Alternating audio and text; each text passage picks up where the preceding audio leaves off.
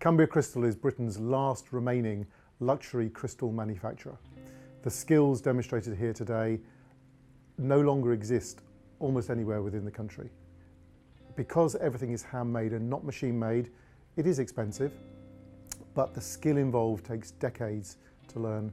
The quality, the craftsmanship, the ring of the glass, the weight of the glass in the hand means that drinking from Cumbria Crystal or using Cumbria Crystal isn't just drinking a glass of wine or a glass of orange juice. It is actually an experience. There are decades of learning and hours of skill involved in making that. The processes we use are Roman. They essentially, if you come to the factory and come and watch glass making, which everyone is welcome to do, you can actually see the glass being gathered from the furnace by hand, blown into moulds. You can see feet and stems being added to wine glasses, and then you can see the glass being cut by our skilled craftsmen who are cutting the designs and the patterns into the glass.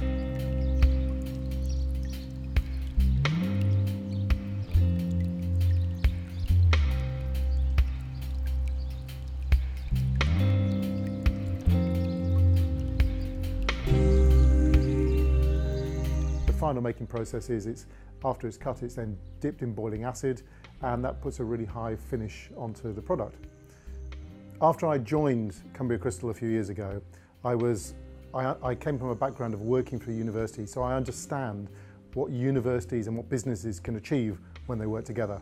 So one of the first things I did, moving to this new part of the world for me, was to look and seek universities that I could engage and work closely with.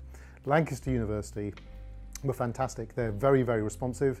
They always got back to me within just a few hours of making any inquiries and have been very proactive in helping me to try and find working relations with students or programs or any ways that we can try and engage the company with the university.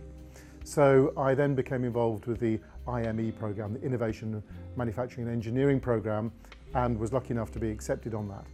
That, over the last 7 months, has been a fantastic journey.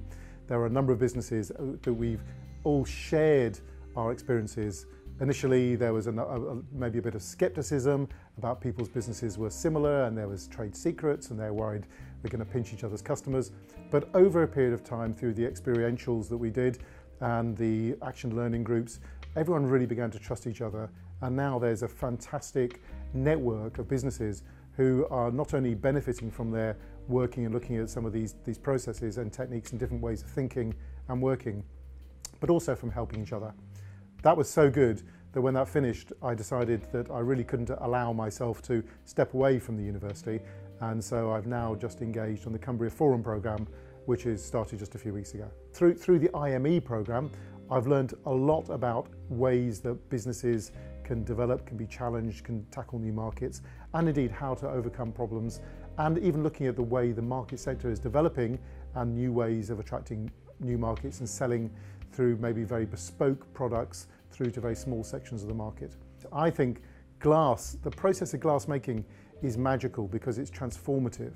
If you take sand and energy, essentially you make it, you melt it down, and I think you go right back to something about the primordial creative instincts that we all have. Why do we enjoy sitting around campfires and talking late at night?